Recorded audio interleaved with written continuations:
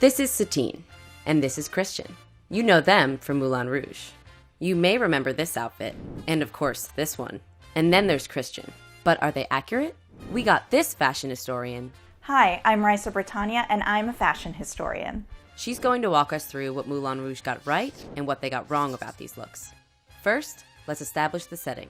Moulin Rouge is set in Paris, France, around the year 1900. We know this from the title card at the beginning of the movie. As we can see in the opening sequence, the Moulin Rouge is located in the Montmartre district. The story surrounds the historical Moulin Rouge, which was a popular cabaret or dance hall. It is said to be the birthplace of the famed can-can dance. This is at the height of an era known as La Belle Époque, when French culture thrived in theater, literature, music, and visual art. The director Baz Luhrmann translates this time period into a spectacle for 21st century audiences. I have to point out that Luhrmann is an incredibly stylistic director who incorporates chaotic, colorful sequences with contemporary music from the MTV generation. So all of the costuming choices are made to serve Baz Luhrmann's directorial vision. Costume designers Catherine Martin and Angus Strathie brought this sumptuous world to life, creating a mashup between the fashions of the turn of the 20th century with those from the turn of the 21st century. I think it's going to be really interesting to use the 2001 film Moulin Rouge as a jumping-off point to talk about the fashions of this time period. And we have a wealth of visual information when it comes to the history of the Moulin Rouge. This bohemian setting was captured by artists like Toulouse-Lautrec, who is also a character in this film. How do you do? My name is Henri-Marie Raymond Toulouse-Lautrec. Let's start with Satine's sparkling diamond look. Satine is the star of the Moulin Rouge, and her character is one part can-can dancer, one part cabaret singer, and one part courtesan. Her character's inspired by actual Moulin Rouge performers like La Goulou, Yvette Gilbert, and Jane Avril. So is this look accurate? This look is definitely anachronistic and more closely resembles a 1950s Marilyn Monroe type pinup girl than it does a turn-of-the-century Moulin Rouge performer. Which makes sense for this movie because she sings a medley that's built around the song Diamonds Are a Girl's Best Friend, made popular by Marilyn Monroe. So this is not accurate. Let's draw Satine's sparkling diamond look layer by layer. First, the undergarments. Satine's look is basically made up of modern undergarments. In this scene, Satine is wearing panties, a garter belt, stockings, and a corset. There is a lot of inaccuracy here. Instead, the first thing a can-can dancer of this period would put on would be a combination. It is literally a combination of a chemise and drawers. This garment would feature a split crotch for convenience. This split crotch feature made the can-can dance all the more scandalous because when dancers kicked their legs up, all would be exposed. Legend has it that Baz Luhrmann wanted to incorporate this authentic feature, but had to cut it at the risk of getting an R rating. Satine is wearing fishnets here, but she would actually be wearing black stockings. For the most part, Moulin Rouge dancers wore black stockings, which best showed the line of the leg. Existing images from the period show black stockings fastened above the knee with contrasting white garters. And then the next layer. Over the combination, Satine would wear a corset. It would be different than the one shown here. The corset would be an hourglass shape that would mold the torso into the fashionable silhouette, which you can see on can-can dancers here and here. A contributing factor to the narrow waistline was the practice of tight lacing, which became popular in the late 19th century. Satine actually blames her fainting in the movie on the tightness of her costume. Oh, these silly costumes. But we know she has consumption. Corsets opened at the center front with a steel busk closure and had laces in the back for tightening. Next up, the petticoat. Satine might be wearing a style of petticoat that was designed specifically for can-can dancers. Can-can petticoats were notable for their shorter length, which revealed the calves and ankles when at rest. The underside of these petticoats were lined with rows of ruffles, which came to life when these skirts were lifted to expose legs and all. The dancers in the film do have ruffled petticoats, but I noticed that they're very colorful. Instead, the petticoats would be white like the undergarments of the time period, which was considered erotic. And that brings us to the fourth layer. So there were many variations on costumes for performers at the Moulin Rouge, but a leotard would not be one of them. There are a few common elements in Moulin Rouge costumes from this time period. Take a look at this image of La Goulou, for example. You can see she wears an ornate dress with a tightly fitted bodice and a skirt that's shorter than would be acceptable for everyday wear. In photographs, Moulin Rouge dancers are almost always holding their skirts up, so it's hard to tell how long they actually were. Because it was legs that were eroticized and the main focus, you actually see higher necklines and shorter skirts all around. La Goulou's costumes often featured ruffles at the neckline that echoed the ruffles of her petticoat. Costumes like this were the peak of eroticism at the turn of the century, but the sex appeal just doesn't translate to the 21st century audiences. And then the shoes. In her performance look, Satine would likely be wearing black shoes to continue the line of the leg in the black stockings. These shoes usually featured a low heel, which dancers could hang on to when holding their legs up. A higher cut or strap would be necessary to secure the shoe to the foot during all of the wild kicking and frenetic dancing. And next up, the hair. Here, Satine's hair is worn back with cascading curls, and this was not a common style. Satine's hair would have been worn in an updo, not just for dancing, but for everyday life. La Goulou famously wore her hair in a knotted bun that sat high atop her head with a full set of bangs. We see a similar hairstyle on the character of Nini in the film, who's based on a real-life Moulin Rouge showgirl. Interestingly, the leading ladies of Toulouse-Lautrec's posters are all depicted with bright red hair. So, in that sense, Satine's flaming tresses are accurate, but we are missing the updo. And then there's the makeup. Satine wears a pale, powdered face with painted lips, rouged cheeks, and dark eye makeup. In the late 19th century, the use of cosmetics often reflected a woman's place in society. Less reputable or supposedly immoral women, like actresses, courtesans, and prostitutes, would apply makeup quite heavily. These so-called painted ladies would layer on noticeable shades like bright white with red accents. Even reputable women would accentuate their fashionably pale complexion with rice powder. This is depicted in a painting by Toulouse-Lautrec entitled Rice Powder. And then the final layer. Here Satine wears a diamond-trimmed top hat, which is not so accurate. Headpieces were considered an essential part of a costume and were often used to set a leading lady apart. La Goulou stood out from the crowd by wearing a distinctive hair comb that resembled a tiara. You can see it here. We won't see female cabaret singers wearing men's top hats until the early 20th century. So here's what Satine would have looked like compared to the original from the film. Let's move on to Satine's red evening gown.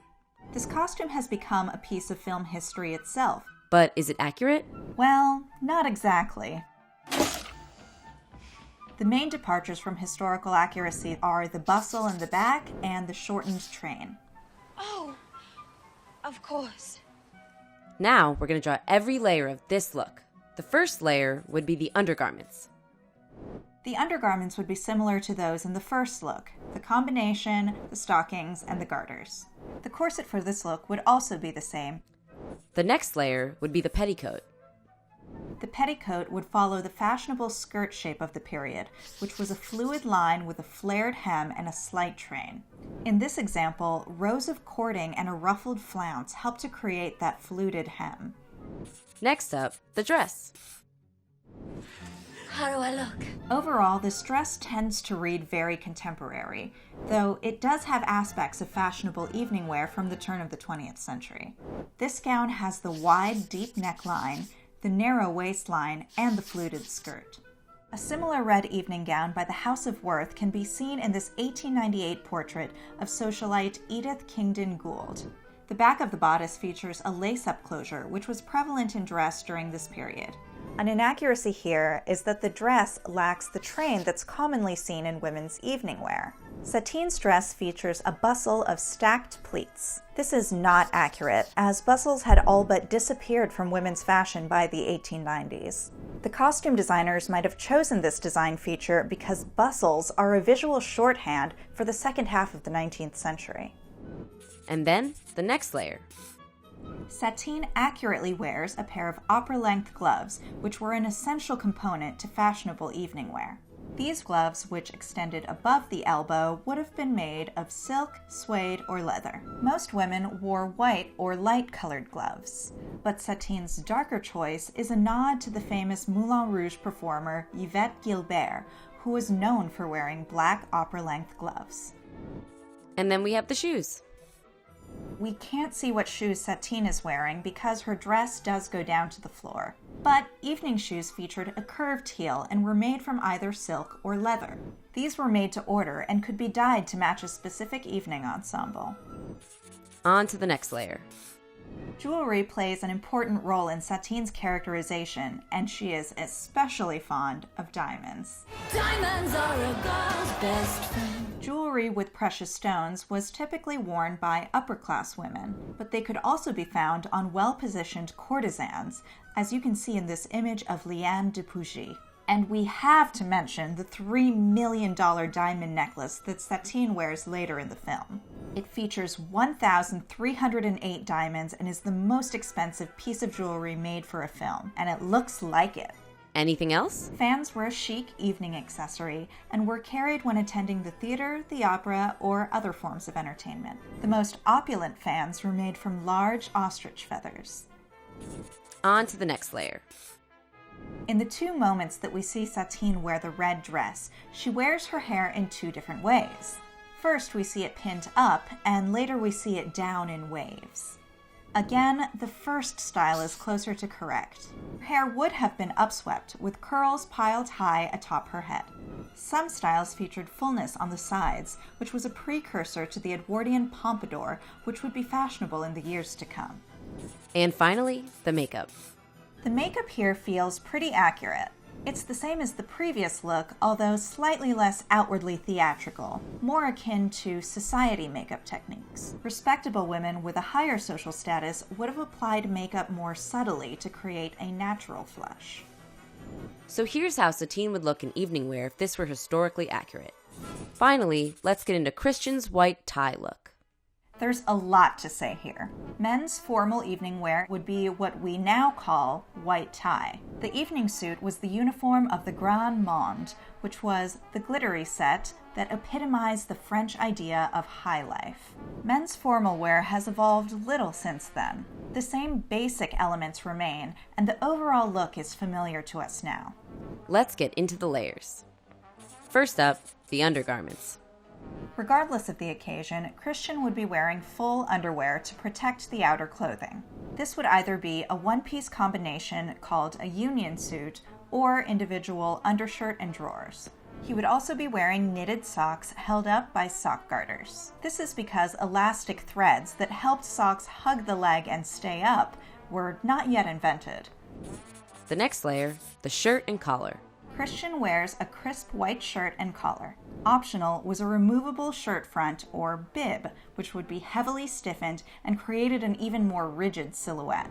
The shirt would be made of white cotton, with a stiff, starched front, flat with no pleats. Detachable collars fastened to the shirt via a collar stud. We can actually see the collar stud here, when Christian removes his collar for the Elephant Love medley. Some of these collars had turned down wings, but the most formal ones stood straight up. These were remarkably high, standing up 4 or 5 inches. These detachable collars would not have been comfortable, but men were used to wearing them. And then the next layer. Dress shirts did not typically have buttons, but instead finished holes for studs. His shirt would have likely had French cuffs, which would be turned up before being fastened with cufflinks. Studs and cufflinks were often purchased as a set and could be highly decorative, using precious stones and other luxurious materials. And the next layer, Pants and suspenders.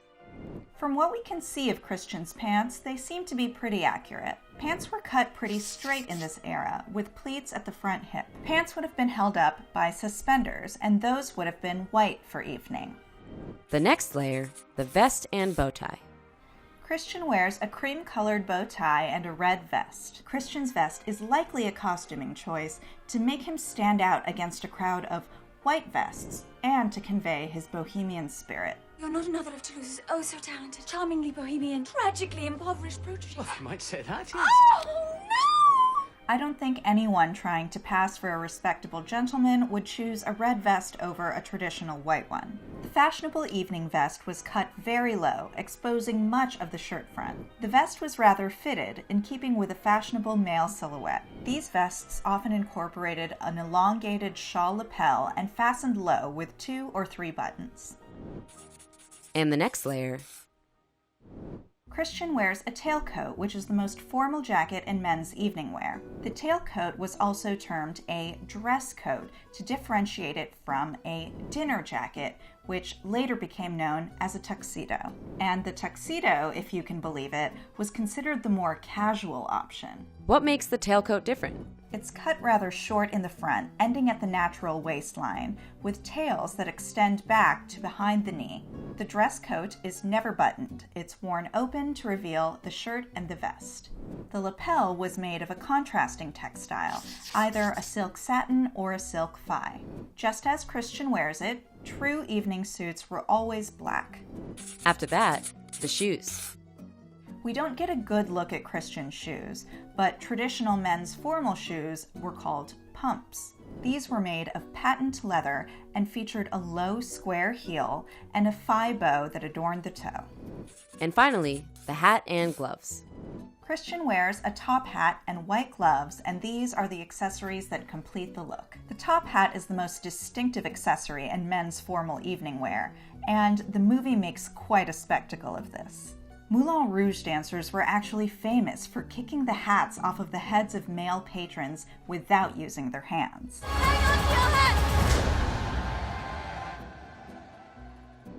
Top hats were covered in either silk, velvet, or brushed beaver fur.